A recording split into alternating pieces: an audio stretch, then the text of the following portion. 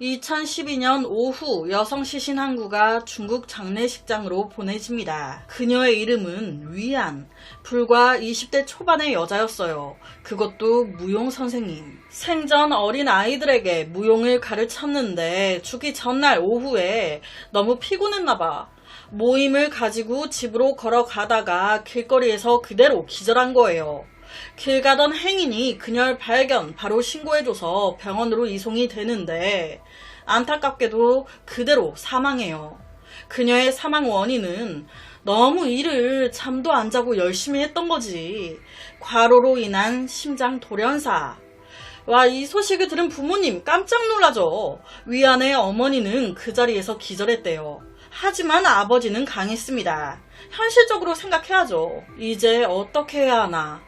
장례 절차를 진행, 하루라도 빨리 내 딸 편히 쉴 수 있게 해줘야 되는데 실제 이 부모님은요, 이 사건이 발생한 지역 사람이 아니었어요. 내 딸 위안이 일하는 이 지역을 처음 와봤어. 그러니까 장례식장이 어디 있는지, 화장장이 어디 있는지 뭐 아무것도 모르는 거예요. 그저 부모님 시신을 먼저 여기서 화장한 다음에 장례식은 고향으로 가서 하자라고 결정하게 됩니다. 그러니까 먼저 화장을 해야 될 거 아니에요. 화장장이 어디야? 모르니까 이때 부모님이 의사한테 물어본 거예요. 혹시 화장을 어디에서 해야 할지 아시는 곳 있는지. 그러니까 이때 의사가 한 곳을 추천해 준 겁니다. 저희 병원과 협력 관계를 맺고 있는 장례식장이 있습니다. 그쪽에 얘기하시면 될 것 같아요. 그렇게 이 위안의 시신, 장례식장 플러스 화장장으로 보내집니다. 그녀는 생전 너무 예쁜 외모에 자기 관리를 굉장히 좀 하는 여자였다고 해요. 몸매 관리, 피부 관리 등등 요 앞에 슈퍼를 가도 꼭 화장하는 이런 딸인 걸 누구보다 잘 아는 엄마이기 때문에 마지막 또한 그렇게 보내주고 싶었던 거예요. 그래서 위안의 어머니 그 장례 업체한테 내 딸 화장장에 들어가기 전 마지막으로 내 딸의 얼굴을 고이 화장해 주시고요. 이거 내 딸이 생전 좋아하던 스커트예요. 이걸 꼭 입혀주세요. 라고 부탁합니다. 이에 장례 지도사 분들이 혹은 염쟁이 분들이 어머니 요청대로 시신을 가꿉니다. 화장은 다음날 오후에 진행될 예정. 이 기간 동안 시신은 일시적으로 영안실에 보관됐습니다. 일반적으로 장례식장의 영안실은 아무나 쉽게 출입할 수 없어요. 하지만 일부 미친 것들, 애초부터 나쁜 짓 하려고 계획하에 따고 들어오는 놈들을 어떻게 막겠어요. 사망한 지 얼마 안 된 고인들의 장기를 훔쳐 팔려고 몇몇 미친 것들이 문을 따고 들어와서 영안실에서 장기를 훔쳐가는 거예요. 실제 이 장례식장에서 이런 사건이 있었대요. 그래서 이 이후에 해당 장례식장에서 이런 말도 안 되는 사건이 또 벌어지지 않도록 매일 사람을 배치해 놨습니다. 시신이 보관되어 있는 영안실을 매 시간마다 순찰하는 거예요. 사건의 그날 밤 순찰자는 리창이라는 남자였습니다. 이 리창이 하는 일, 나쁜 새끼들이 자꾸 장기를 훔쳐가니까 각 영안실에 시신들을 다 꺼내가지고 하나하나 흰 천을 걷어서 장기가 제대로 있는지 확인하는 거였어요. 와, 이것도 보통 일이 아니죠. 당시 리창은요 30대 초반이었습니다. 30대 초반에 영안실 순찰? 좀 의외긴 합니다. 보통은 이런 곳에 순찰 도시는 분들 나이대가 좀 있으신데 이 리창이 이런 일을 하게 된 이유는요, 할 수 있는 게 없어. 이게 그나마 돈을 많이 준다고 하니까 뭐 복지도 나름 괜찮고 나는 귀신 있단 거 안 믿거든. 이 취업이 그에게 상당한 수입을 가져왔습니다. 그리고 다른 복지들까지 와우. 그런데 그에게는 한 가지 더 큰 고민이 있었어요. 직업은 해결이 됐는데 이 여자는 해결이 안 돼. 가족들이 끊임없이 소개팅을 주선해주고 친구들도 막 소개를 시켜주는데 이상하게 이 직업란에서 선이 쫙 그어지는 거예요. 여자가 저 무슨 일을 하세요? 네, 저 장례식장 영안실에서 일하고 있습니다. 그러면 약간 표정이 굳어지는 겁니다. 안 좋은 기운 받을 것 같다면서 그냥 가버리고 그래서 실제로 이 직업 때문에 많이 뺀지를 먹었었대요. 같이 일하는 동료와 사귀면 좋겠는데 일자리 특성상 이 장례식장에 젊은 여자가 없어. 그래서 계속 싱글인 거예요. 모태 싱글. 아니, 모태 솔로죠. 하지만 개의치 않습니다. 수년간 장례식장에서 일해온 리창. 온종일 온갖 시체를 다루면서 일합니다. 불에 탄 시신, 물에 뿌른 시신, 온전한 시신, 교통사고 난 시신 등등. 그러니까 이제 웬만한 시신은 놀라지도 않아. 하지만 이날만은 예외였어요. 뭐라? 우리 장례식장으로 시신이 하나 내려왔는데 뭐야? 이 여자 왜 이렇게 이뻐? 그게 누구? 위안이었습니다. 흰천 아래 젊고 아름다운 그녀의 얼굴을 봤을 때 한 번 놀래고 몸매를 보고 두 번 놀래고 와 설마 씨 연애 한 번 해본 적이 없는 그의 가슴이 막 뛰기 시작한 거예요. 이런 여자가 내 여자친구면 얼마나 좋을까? 이런 여자랑 한번 관계하면 무슨 기분일까? 그러면서 여기 나 혼자밖에 없는데 자신의 욕망을 통제 못한 거예요. 순간 개새끼가 된 겁니다. 사망에 있는 그녀의 시신을 건든 거예요. 그런데 여기서 문제는 막 혼자 신나가지고 할 거 다 하고 이제 그녀 몸 위에서 내려와 바지를 딱 추스리려고 하는데 웬걸 뒤에서 소리가 들려. 허스키한 여자 목소리. 지금 뭐 하는 거야? 와 이거 뭐냐. 순간 그 자리에서 얼게 되죠. 영안실이고 나밖에 없는데 방금 나 시신에 짐승만도 못한 개짓거리 했는데 그 시신 쪽에서 뭐하냐고 소리가 들려. 서서히 뒤로 돌아봤더니 방금 내가 이상한 짓 한 시신 위안이 그대로 누워 눈 뜨고 날 쳐다보고 있어. 이거는 정신이 안 들 수가 없죠. 지금 뭐지? 꿈인가? 귀신인가? 여기서 많은 분들 아이 몸이지 뭐야 뻔한 귀신 이야기 하는 거야? 아닙니다. 이게 기가 막혀요. 실제 사건입니다. 이때 리창이요. 자기가 해선 안 될 짓을 했잖아요. 그래서 하느님이 노하셨구나. 나 헛게 보이고 나 벌 받는 거구나. 이 생각에 놀래가지고 바지를 채 다 끌어올리지도 않고 그냥 엉덩이 다 까놓고 소리 지르면서 영안실을 뛰쳐나왔대요. 아 도와주세요. 이거 뭐야. 죽은 사람이 부활했어요. 도와주세요. 저기 앞에 동료 장례식장 직원이 보여.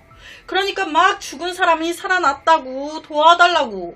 그러니까 이 소리 들은 직장 동료가 야 네가 영안실에서 일하면서 온갖 시신 다 보다 보니 이제 헛게 보이고 들리나 보다 그랬는데 웬걸 저기 이 리창 뒤로 하얀 천을 쓴 새하얀 여자 한 명이 경찰 불러 경찰 하면서 막 쩔뚝거리면서 달려오고 있어. 와 그러니까 이 동료도 당황을 한 거예요. 처녀 귀신 뭐야 지금 이게 어떻게 된 상황인 걸까요? 실제 위안 죽었다가 되살아난 거예요.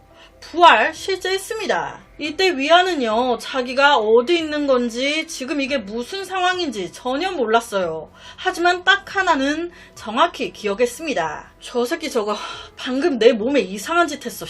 나 방금 성폭행 당했다고.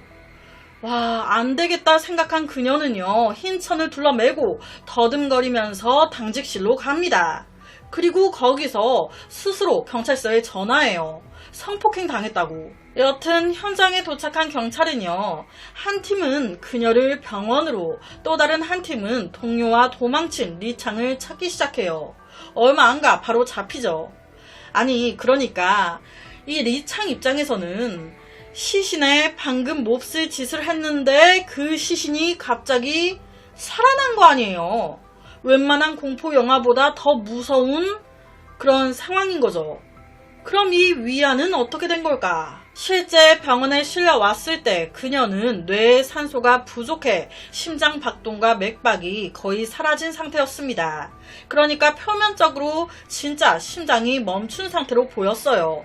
그런데 이게 약간 살짝 멈췄다고 해야 하나? 심장이 멈춰 있었는데 이 새끼가 나쁜 짓 한다고 그녀 몸 위로 올라타서 흔들어댔을 거 아니에요. 이때 엄청 흔들어댔나봐. 그러면서 그녀의 몸 장기들과 뇌가 자극을 받은 거예요. 그 자극들이 산소가 부족했던 그녀의 뇌 상태를 벗어나게 만든 겁니다. 저산소 탈출, 맥박이 뛰기 시작했고 그렇게 깨어난 거예요. 이렇게 심장이 멈췄다가 다시 뛰는 게 정말 말도 안 되는 정말 낮은 확률이라고 해요.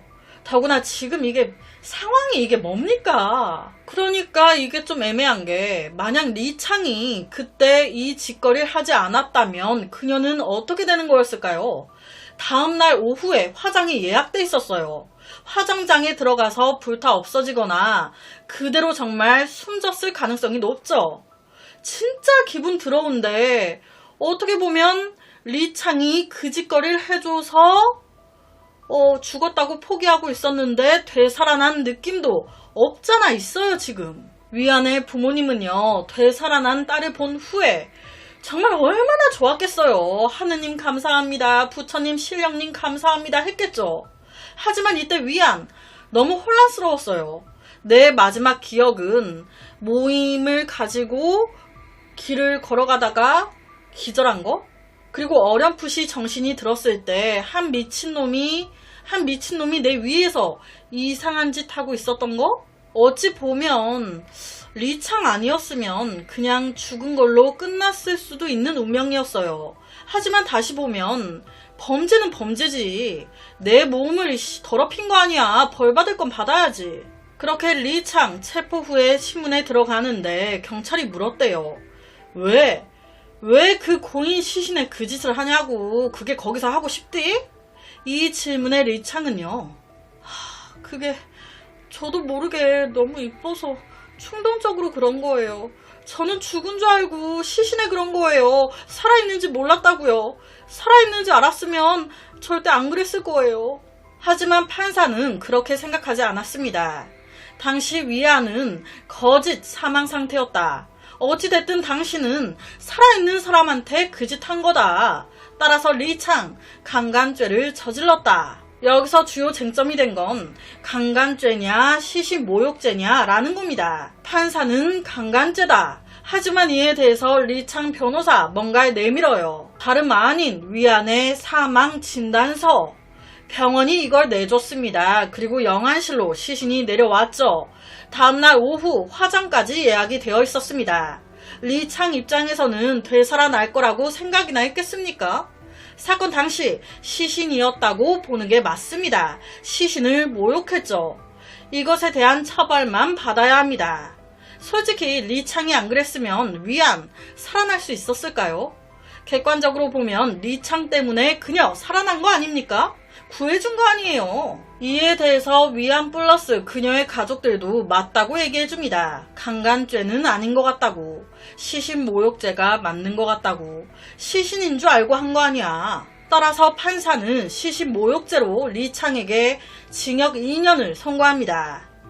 와, 이런 일이 생길 확률 얼마나 될까요? 영안실 순찰을 돌던 남자가 한 여자 시신을 보고 미친 짓거리를 했는데 웬걸 그 미친 짓 때문에 죽은 여자가 되살아난 사건. 이 사건이 알려지면서 많은 사람들 사이에서 뜨거운 논쟁이 있었대요. 리창의 행동으로 위안이 깨어났다. 생명을 구한 거다. 무죄 판결을 받아야 한다. 아니다. 범죄는 범죄지. 도덕적으로 말하면 엄연히 그는 그녀의 몸을 모욕했다. 엄중히 처벌받아야 한다. 저는 개인적으로 이 리창이 애초부터 그 짓거리를 위안 살리려고 한 게 아니잖아요. 지 욕정 채우려고 한 거지. 그럼 죄 받아야죠. 애초부터 그녀를 살리기 위한 한 방법으로 막 애를 쓰면서 한 거였으면 모르겠는데 얘는 그녀가 살든지 말든지 관심이 없었어요. 내 재미 보려고 한 거 아니야. 그런 애가 무슨 생명을 구한 거예요. 아다리가 맞았던 거지. 하늘이, 신들이, 조상님들이 구해준 거지. 뭐 사망한 시신은 그렇게 모욕해도 됩니까? 고인의 마지막 품위는 끝까지 보존돼야 합니다. 이거는 뭐 제 개인적인 생각이에요. 진짜 제가 준비하면서도 별의별 사건이 다 있다 싶더라고요. 하지만 실제 사건이라는 거. 여러분은 이 사건에 대해 어떻게 생각이 되시나요? 마지막으로 매일 저녁 10시 25분 업로드, 모미지 구독과 좋아요 한 번씩 부탁드립니다.